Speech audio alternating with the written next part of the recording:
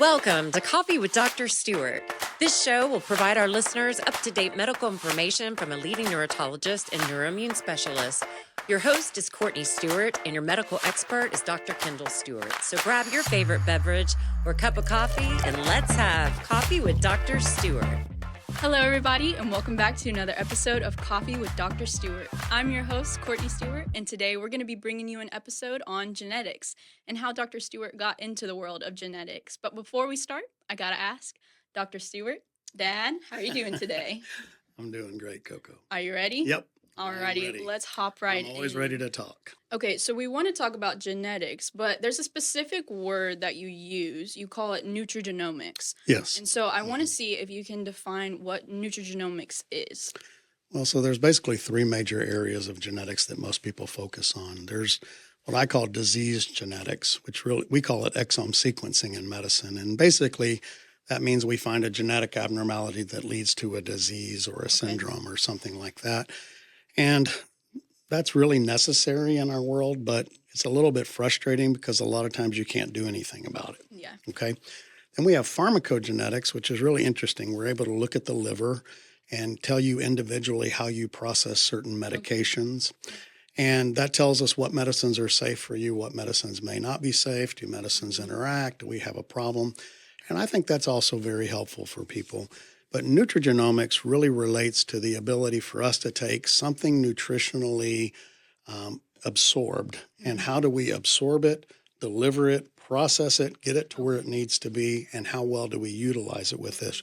So basically, this genetics gives us what we call a scientific foundation for understanding what you may be lacking and what you may not be lacking. Okay, could you tell, I know genetics is kind of a newer topic in our world today.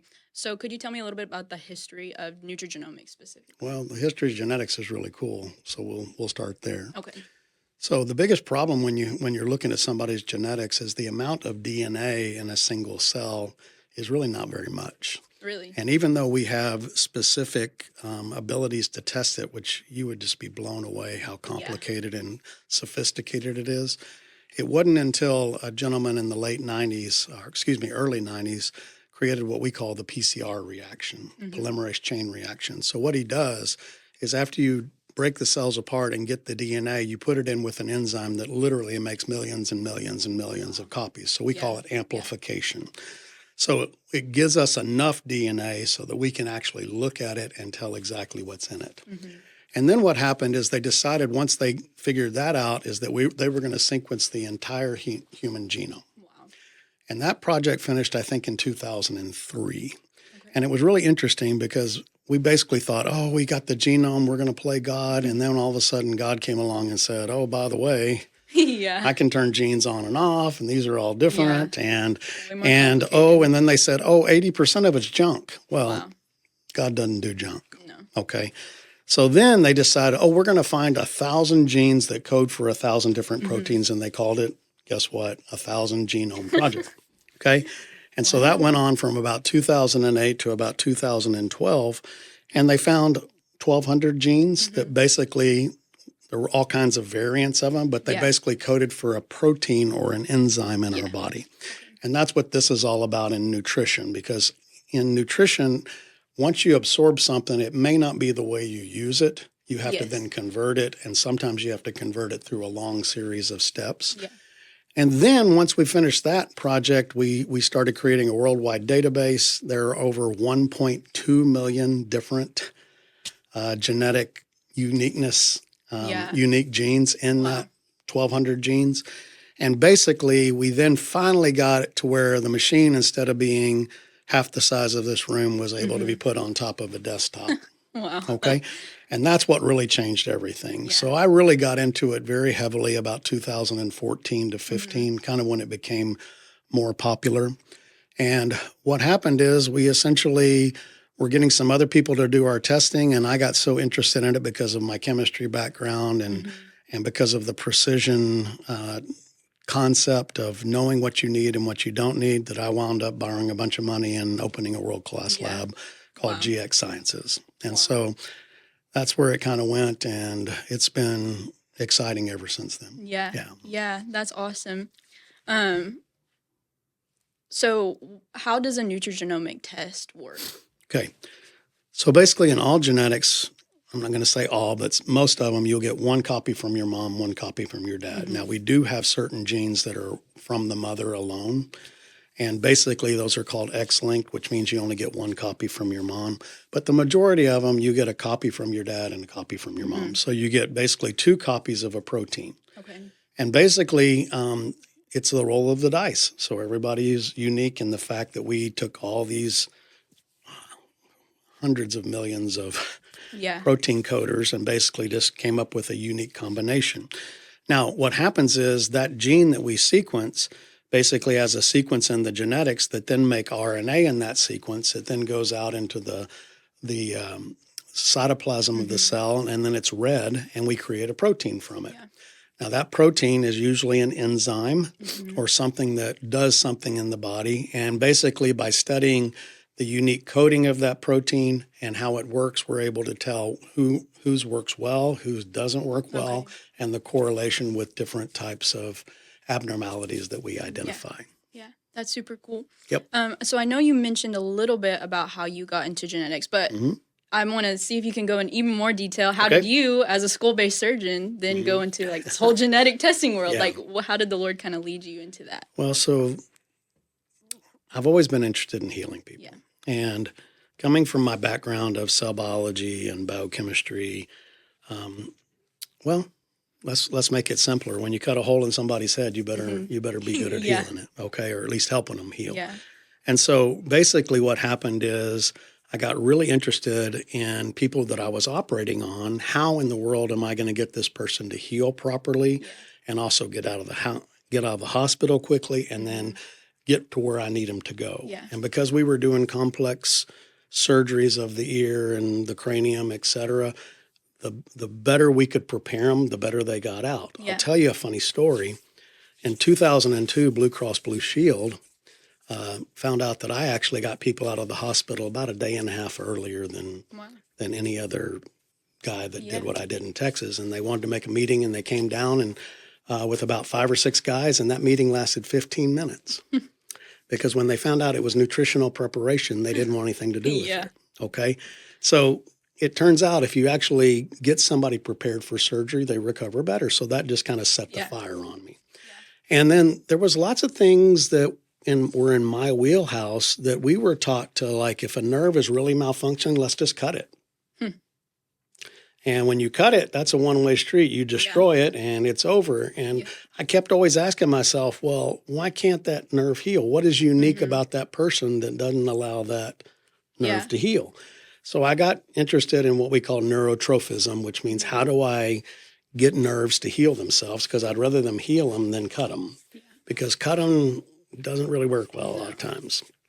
And so basically, working on the chemistry and nutrition for that, it was kind of a natural caveat. I started building supplements to help that process. Used blood work in about 2007 is when I really started building them. And then when this came rolling around about 2014, it was just a no-brainer for me. Because the biggest problem with all nutrition is, according to the organ you're healing or the part of the body you're healing, God makes recipes for that specific organ. And that's what so many people don't understand. He doesn't use one thing for one thing. He uses one thing like sugar, and how many recipes can I make with sugar? And so I was really interested in how do I save your money? How do I keep you compliant by recommending the things you need and not necessarily using the things you don't need and wasting your money? Yeah, I know you always, with your patients, you always like to use the kind of analogy of you don't like guessing. Yep, hate it. So what I say is there's one thing a neurosurgical type of doctor will never do that every other doctor does, and that's called guessing. Because you're not going to let me cut your head open on a hunch. So in this whole time of being in the nutrigenomic world, what do you feel like you've learned the most from? Wow. So everybody's unique, okay? And not everybody is not a unique creature. And what I mean by that is there are some racial predominances. There are some family predominances, but really each individual is the individual that they are. Yeah. And so you can't even look at their parent who has a problem and really guarantee that that person has a problem. And so what's really important is that you make the recipe for nutrition for that individual whole. Yeah. Because it leads to the healthiest life. It leads to the best recovery. It's always best to be preemptive in chronic disease and preemptive in infectious potential and immune health and cancer. If you're preemptive and you can get ahead of it and you can recognize where the problems are and you can focus on it, you're going to save a lot of suffering in people's lives. Yeah. And they're bad at it. People are not good at it. People like to do what they want. I mean, how many people have gone to the doctor and they said, oh, you should go on a diet? Yeah. Yeah, they ain't going to do it. Mm-hmm. But if you showed them something on paper that basically said, that was documented that you have this risk and you need to increase this specific amount in your diet or in your supplements, they're a little bit more prone to do it. Yeah. And does it range with like age? Huge. Yeah. Remember, young people are indestructible. Make sense? Yeah. And unless they're really into fitness or, or they've actually been affected by some type of disease crisis early in their life, they really don't pay a lot of attention. I'm telling you what, the older you get, the more you wish you'd paid attention, and more people get back to looking at these kind of things. And what you're really trying to do is recapture time. Yeah. Yeah. And have you seen the difference in like patients that you've had for a long time? The earlier you start them on their plan based on their genetics, like has made a complete difference, especially in like the more difficult diseases or anything. So the answer is yes. So what we do, the way we apply Nutrigenomics is I applied it to what I call the principles of healing. And the principles of healing are the steps you have to go through in order for you to heal or to keep something healthy. Yes. So the first step in that principle is keeping inflammation at a minimum. Mm-hmm. If we can keep inflammation at a minimum, we don't get as much damage. We also keep the immune system working where it protects the body from, it's not worn out doing inflammation and protects the body from infection. The second is autophagy, which we would consider like insulin resistance or the carrying of glucose into the cell to make energy because our mitochondria makes energy. The third really has to do with the vitamins and minerals that are able to make our neurotransmitters for our brain, make a thyroid from the thyroid gland, or make the product that the organ is designed to do. The fourth thing is we can certainly look at detoxification of chemicals and other things to make sure that we essentially have the cleanest pathway for production of that cell and keep it easy.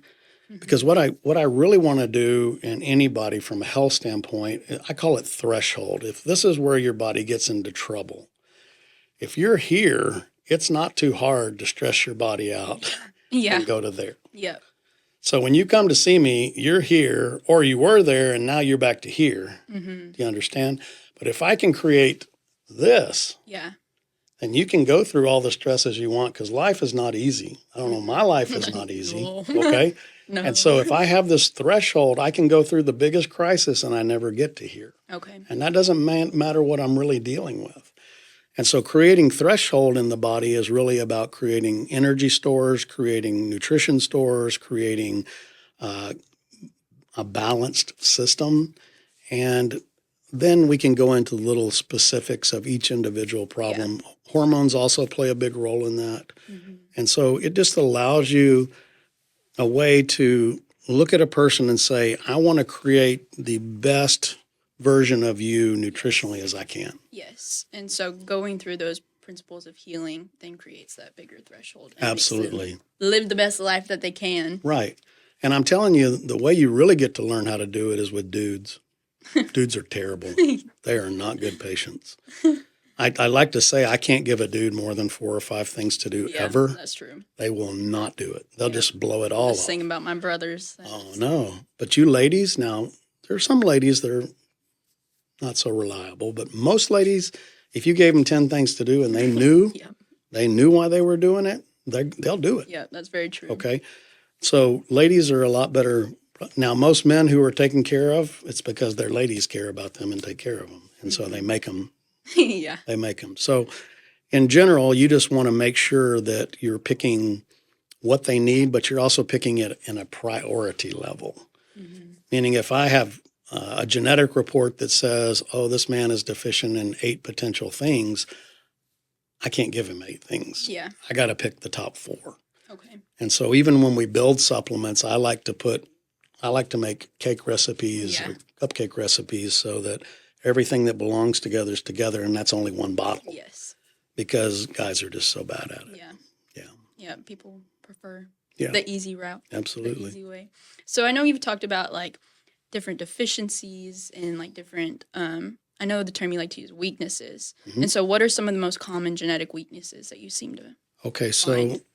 where I started basically back in the late 90s with methylation. Okay. Now, because I'm a neuro guy and we deal with so many syndromes that involve dopamine deficiency, your ADDs, your ADHDs, hormonal regulation, fine motor skills, all that. Methylation is the ability to take folic acid, which is a water-soluble vitamin. And what methylation in general is we stick a special carbon group onto it, and it tends to make it more absorbable in certain tissues. So methylation's involved, it's basically a carbon molecule with 3 hydrogens on it, and we stick it onto something to make it fit through keyholes or transporters in the body. So folic acid and B12 need to be methylated, Okay. and those are very important. And in fact, if you don't methylate those, they can't get where they need to go a lot of times, which is the nervous system, the immune system. DNA is methylated. Yeah. We methylate DNA to turn it on and off. And basically, the more methylation you add on to a gene, it slows the process down. So let's back up a little bit. Let's make it a little simpler to understand. So if I only had $1,000 going in my bank account every month, I'm essentially, if I write more than $1,000 in checks, I'm in trouble, right? Yeah. Okay. So what happens is in the body, God literally has designed it where we can go into the nucleus and using things like nuclear factors, which is like steroids, vitamin D, other things, certain nutritional elements, and we can turn genes on and off. And there is a priority. So there's almost a way that if we're really in trouble, we can actually put the cell into a hibernation. So we can turn off enough of the genes to where we don't use all of our resources Yeah. and we can still survive. Okay. Now, when we return, and that's where people come in, and a lot of times they're in chronic fatigue or their cognition's down or they're having headaches all the time or they just don't feel good. You know what I mean? Now, once we replenish those nutritional supplies, the cell then goes, oh, look, it's back. Okay. So what it will then do is it will epigenetically turn on a lot of the things that it had turned off. Okay. So we always have a very elegant, super sophisticated way to turn genes on and off to use it in exceptional situations. Okay. Makes sense? And that's called epigenetics. Now that also involves environmental stresses, exercise. Yeah, Okay. that's what I was going to ask. Isn't that ironic that the harder you tear your body down, the longer you live? Don't make any sense. Nope. No. The more you exercise, well, because in God's addition, if you're going to exercise, I'm going to make your cells able to handle that stress by turning on things. Okay. Do you see what I'm saying? And so that's what's always been confusing to a lot of people, including me, until I really learned about the methods that God uses, that the better you eat, the more you exercise, the more you're active. Yep. I mean, did you know they had that special on blue zones, which are where all the 100-year-olds live in the world? And I never forget, they went to one in Sardinia, and they found out those people eat vegetables out of their garden, and they eat sourdough gluten every day. They eat bread or pasta every day, but it's sourdough, and it's local wheat.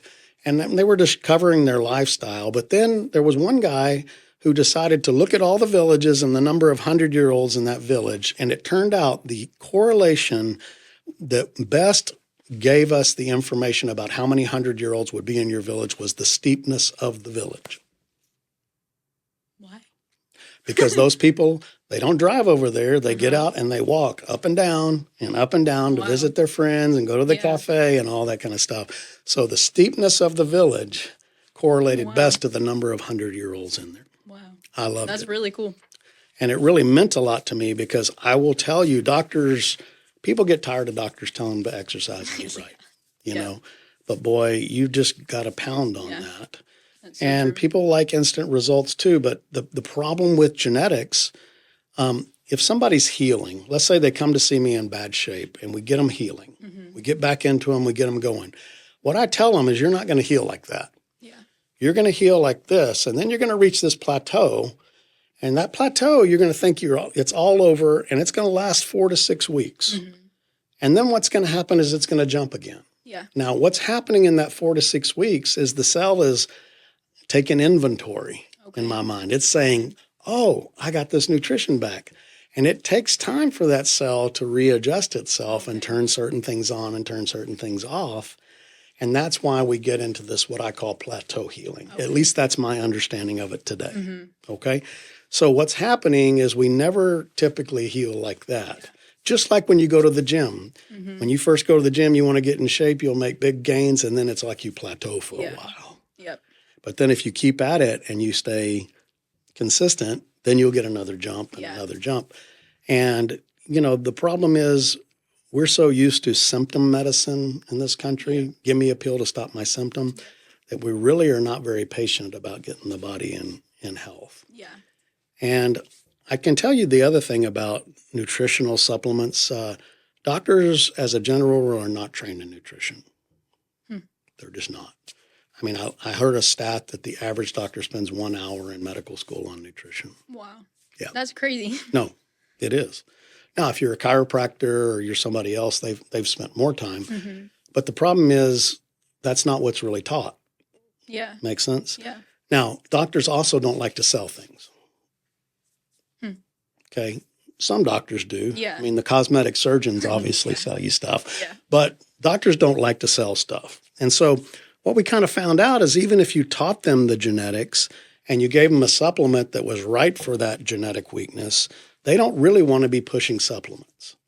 So what we found out is that if we could build a report that gave us the genetics and then showed them this is the product that you need based on that, they really felt much better about giving the product because it was on a report. It's kind of like your blood work. You want to see your blood work before you take that thyroid. Yeah. Do you understand? Or you want to see your blood work before you take B12 or iron because you want to know what can I expect and you want something to measure. Now in genetics, the problem is it's always what it is. Okay. And you can modify it, but the ones we chose for most of our panels are not epigenetically modifiable. Okay. You can't turn off folic acid delivery to a cell. You can't turn off B12 delivery to a cell. You can't turn off glucose delivery to a cell or you don't have any energy. So what really was unique is the way we designed our genetic testing. It was really to make things easier and more straightforward for physicians to help their patients and professionals of all rates. And I'm not trying to leave out the great other paraprofessionals, you know, or nutritionists or et cetera. So, So I know we just spent a whole lot of time on methylation and all that. Are there any other genetic weaknesses that you feel like are like some of the top three? Well, you know, my practice is skewed toward Anglos and Latinos because I'm in Texas. Yeah. So now I see all racial groups, but autophagy, which is the cleaning of debris in the cells, and most Anglos and Latinos are bad at it. So insulin resistance, the ability to not deliver glucose efficiently. I don't have to tell you how common diabetes type 2 is in this country. Yeah, that's crazy. And remember, by the time you become diabetic, you've had the problem for 10 or 20 years. Yeah. So we want to recognize it earlier. We certainly have problems with detoxification of chemicals. And so the classic patient for me is, doctor, I went and got this surgery, and ever since then, my brain is foggy and I can't think straight and I'm fatigued. Well, that person probably has a weakness in the clearance mechanisms. So we always want to test something that's going to give us a way to get out of the problem. Okay. And that's the unique thing about nutrigenomics to me. I will never, in my panels, ever have something that I don't have an answer for, a way to overcome it. Yeah. Because nobody wants to be told, well, some people do, oh, you've got a high risk of breast cancer. Good luck. Do Do you know what I mean? Yeah. Or you've got a high risk of this, Alzheimer's. What you want to know is, okay, well, what do I do? Yeah. Yeah. And so I think we've got to move back, and I think there's a movement in the functional medicine world to really look at preemptive, Yes. early detection, early addressing issues much earlier in prevention mode, because we can't just keep putting out fires. It's not the right way to do it. And so that's just why it's so powerful for me. Yeah. And then we can also get into neurotransmitters, what anxiety, what's the chance of depression, which medicines will probably work for you. Yeah. Do you really have trouble, or is this all in your head? Mm-hmm. Do you know what I mean? We can tell about women how they break down their hormones. Is it safe to be for you to be on estrogen, or safe for you to be on progesterone and not get a risk of cancers? There's just all kinds of things in it. Now, we've only got in our report 120 genes. Okay. Out of 1.2 A lot. to 1.4 million. I think the genomic array is a 1.4 million or something like that. It's huge. Now, the problem is when you get some of these reports, they'll just list all the genes. And for each of these genes, you might have 20, 30, 40 different SNPs, but most of them don't mean anything, because they don't change the way that the enzyme functions. Okay. So the hard part of all this is finding genes that really mean something. Yeah. Yeah. Now I want to kind of get into different genetic panels. Okay. So whenever I was looking on Instagram, I just typed up Nutrigenomics and I wanted to see what would pop up. And there was one question about the difference between a consumer genetic panel and then getting one from a private clinic. Yes. What's the difference between that? Well, the difference is probably expertise. Okay. Okay. Most of the consumer genetic panels you get are basically going to give you a simple panel for the most part, because this is complex stuff. Yeah. And it's not just complex from this gene does this, but it's complex. So how does that relate to this and this and this and this? And so typically when you get something like that, it's a small panel that adds one part. Okay. But when you get it from a professional, you're really getting not necessarily a higher quality report. I'm not telling you that people who test consumer reports have poor equipment. What I'm trying to tell you is that you get a little bit more thoroughness when you're dealing with a professional. And you also can get the understanding of how that relates to everything else that's going on with you. Because the application of nutrigenomic information is the strongest when it's applied to somebody who already knows your medical and your lifestyle history and how you live your life. Okay. So me talking to a weekend warrior athlete versus talking to a couch potato guy, nutrigenomics apply completely different. And so I would tell you that it's also about education and understanding. Biochemical pathways are complex. Yes. Okay. Yes. I don't know why I remember them so well. It's just a language I know. Okay. And so following it through and understanding where the problems are when you have somebody who's more of a professional, that's a great thing. Even if there's an algorithm given, but things like 23andMe, when they just spit out all this information, that no doctor, no professional ever wants to see that, because it's just a whole database and you don't know what to do with it. Yeah. So I like consumer genetics. We will be doing small consumer genetic panels. Yeah, I know that's important. We will have lots of information on what it really means and how it relates. Plus, we will have the products that actually are indicated by your results. So it's an algorithm. Other ones, they don't really go into that. They just say, this is the vitamin you need, or this is the supplement you need, or you may want to take this, you may want to take that. And the thing is, when you're dealing with, let's take antioxidants, for instance. I know of probably 30 of them. Yeah. And they pretty much do the same. They're all antioxidants.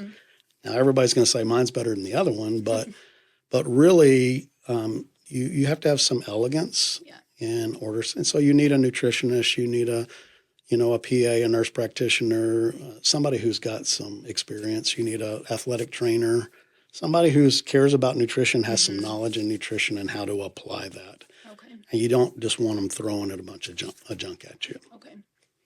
And really, I see a lot of patients who have seen so many other doctors. Yeah. It's not uncommon for me to be the 10th, 15th, 20th doctor people see. Yep. Now, what's interesting, a lot of those people come to me with genetic testing and lots of other testing, and the patient hasn't gotten better. And what I realize is that doctor or that treatment person didn't really make a mistake per se, but they may not have got the timing right. Okay. Yeah, because of the healing that they have to go So, through. The thing about nutrition is, like I learned the hard way, that methylfolate, even though it builds dopamine and serotonin and helps your mitochondria, also feeds the immune system. So if you got lots of inflammation, you throw methylfolate in there, that patient feels awful. And I learned that the hard way. Dr. Stewart, I feel awful. Okay. Well, it turns out that there's a little bit of elegance, just like, if you want a beautiful Cajun dish, I am not your guy. You don't want to get Emerald down in New Orleans to make you a dish because he's got the timing right. Do you see what I'm saying? Yeah. And I know that's a silly analogy, but that's the way it is with nutrigenomics. We've got to get the timing right. And it's not that those people made a mistake. They just may not have gotten the timing right. And then the problem with nutrigenomics, too, is it takes a lot of education. Yeah. Not just from the provider standpoint, but to the patient. This is why we're recommending this. Yes. And I'm going to tell you, medicine today, especially the Western medicine model, just not enough time spent with people. Yeah. Yeah, because if I don't know why, then I'm not going to do it. Yeah. Well, and that's right, because you're a woman. Yeah. And women are like that, and they sure ain't going to give it to their kids. No. And you can't hand a kid who's 4 years old a pill to take. So that's why we have lotions. We have all kinds of ways to give things, because you just got to design it and make it precise for the person you're dealing with. Yeah. Yeah. That's why it's called precision medicine. Yeah. Yep. So I want to go next into some different panels that you have. What would you say is your top 3 that you like to use, or some of your top ones? So I'm a neuro guy. So mine is a neuro panel. Okay. That involves understanding anxiety, depression risk, certain medicines working. Where are you weak? Are you having trouble converting glutamate to GABA? So that's a big one for me. Immune and inflammation is a huge one for me. Inflammation is the newest buzzword in all of medicine. Yep. And we have a very extensive panel that we use for that. We also have detoxification, because unfortunately a lot of people come to see us with chemicals and other things that they've been exposed to, and they can't clean the house. That's right. And then, we use it all. When I designed the panel for my old company, which I don't own anymore, it was out of necessity for what I wanted to accomplish. And so we also look at dietary things like, will probiotics work for you? What's your risk of hypothyroidism? Yeah. How do do you handle estrogen well? Or are you going to increase your risk of breast cancer? So, I would like to say that I tend to use all of them. Yeah. That takes a lot of knowledge and education, and it just takes time. Yeah. So my recommendation to you, if you're going to get into this type of stuff, is to start small and focused in your area that you feel the most comfortable with. Okay. And then once you feel comfortable with that, step into a new area. Okay. Because it's overwhelming. And I like to say that the smarter I get, the dumber I feel. Because the beauty and the design that the Lord put in the human body, to me, it's just every single day, it's amazing it even works. Yeah. I don't know how it all came together, and it's only because of him, because I'm telling you, you think you know it now. I've been doing this now, studying medicine for over 40 years, and I can tell you that it just blows my mind. Yeah. There's one panel that you often recommend for kids. What's the difference between that one, your developmental panel, and then like some of your other ones that you would usually use for an adult? So in kids' development, so we're looking at autism, ADD, funny kids, funny Yeah. personalities, you know what I mean? What you really cannot do in nutrigenomics, if you're really sophisticated about it, is separate organ systems. Okay. What do you mean by that? Meaning, if you had a heart problem, we send you to the cardiologist. Yeah. But if you got a stomach problem, he doesn't want to hear Yeah. about it. He wants to send you to the gastroenterologist. Yeah. Okay? So that's the way Western medicines work, because there's a lot to know in those specific fields. Okay? But when you're dealing with something where you're trying to get the whole person to progress, and what's really going on in most developmental problems is they got stalled in their social development. Mm-hmm. Okay? And that's usually an inflammatory trigger of some sort. And that stall means that we have to restart it. Now, the problem is we have to address so many different things that have to happen all at the same time, because I've got to have glucose go into the cell to make mitochondrial energy, because the nervous system needs a ton of energy. Yes. And so does the immune system, and so do your hormones, et cetera. Everything. We've got to have all the proteins and all the cholesterols and minerals, et cetera, and that's neurotrophic factors. We've got to have very clean cells from a toxin standpoint, or we will not execute. We've got to have great vitamin and mineral loads to execute a healing. And the problem with recovering kids is that they're trying to grow a body at the same time you're trying to recover their nervous system, and it steals a lot. Yeah. And so it is not fun to try to recover a preteen or even a young. The earlier we get to them, the easier it is. But you get to a preteen that's growing like crazy. Yep. A lot of that effort you're putting in is being stolen over to that body. And we're trying to focus on typically the nervous system in my area. And then you got to have, our dietary, this whole Make American Healthy Again, great stuff, because our food supply is a disaster. Yeah. That's just an absolute disaster. And when you start, when you don't have a lot of money, you got to eat. And cheap food, unfortunately, is low quality food. Mostly they charge a fortune for high quality food. So we've got to solve some of these issues, but you have to address the individual as a whole. So there was an interesting quote that you put there, Make America Healthy Again. Yeah. I wanted to see if you could go into more detail. Sure, I can go as deep as you want. All the different things that's about to go down. Well, listen, so, I've taken care of autistic patients in my career. Started in 1999. And I will tell you that once we had Nutrigenomics, 2015, we have probably tested at least 1,500 children with autism or on the spectrum with Nutrigenomics. And there are some things that we actually realize that are very, very consistent. Number one, these kids have trouble they turn on inflammation aggressively, and they have trouble turning it off. So it's really not that something caused the inflammation, but that they couldn't turn it off once it started. Okay? And if you get that in the nervous system, you can't heal anything with inflammation.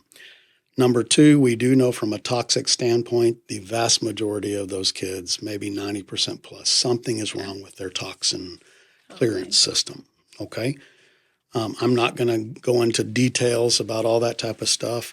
And then thirdly, we also know that they typically have trouble with some of the nutritional elements like methylfolate, dopamine production, serotonin production, and we just need to know that they have full tanks of everything we need. Now, the unique thing about genetics, which I really wish we would use in children early in their life, is if you are, whether you're a vaccinator or you're a non-vaccinator, it really doesn't matter.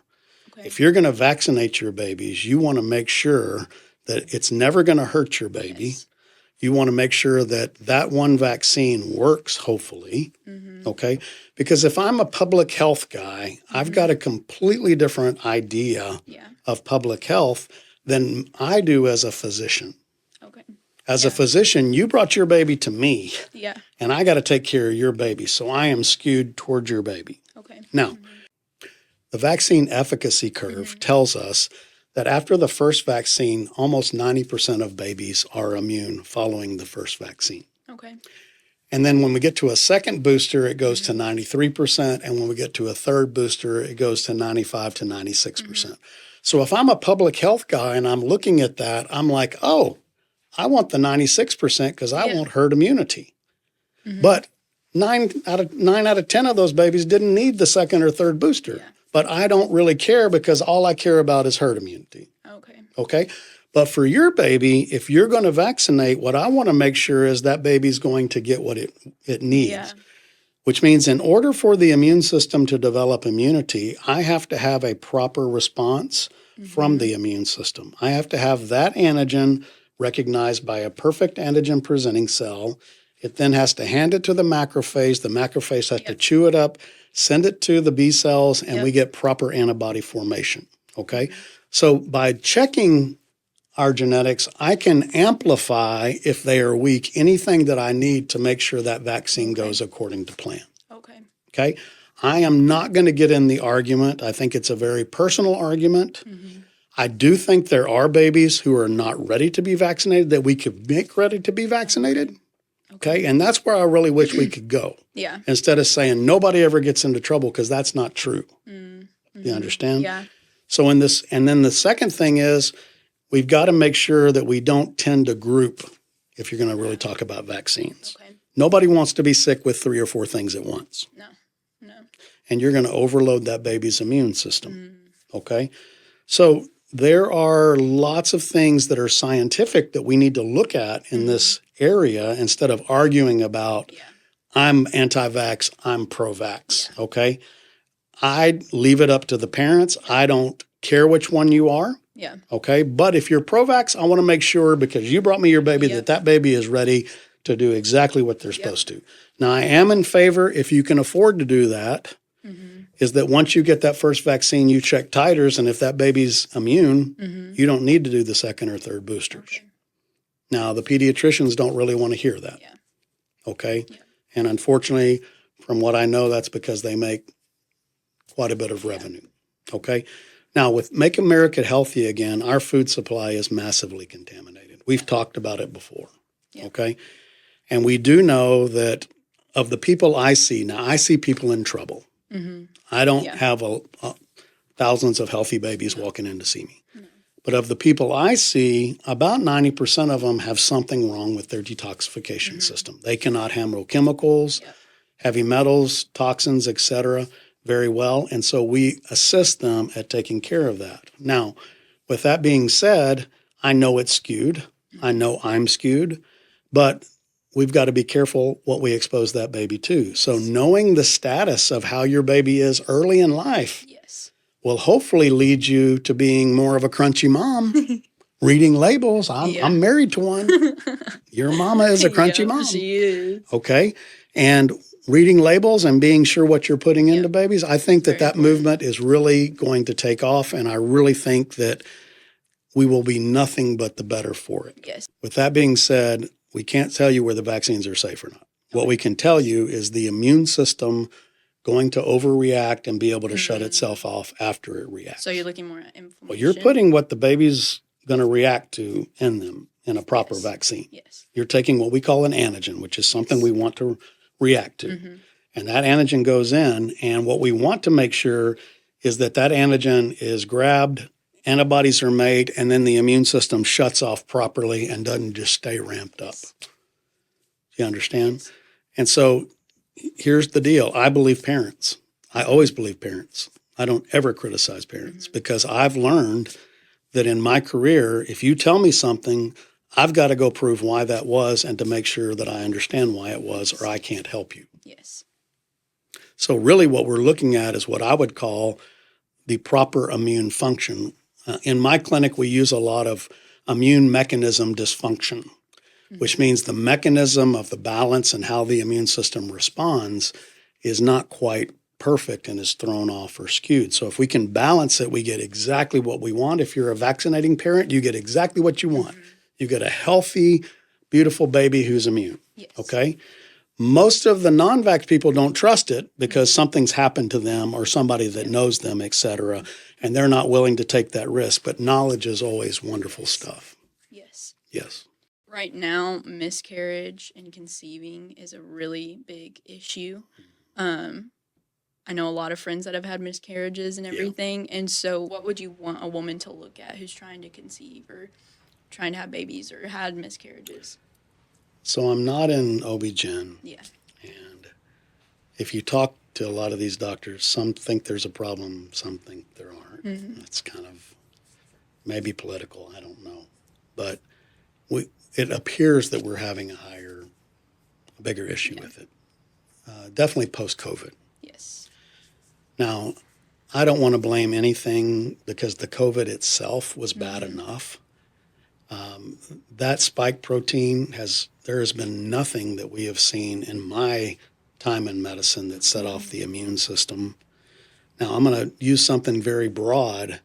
If you are sick or your body's not really healthy, God doesn't want you to grow a baby. Yeah. Not right then. Yeah. You're not ready.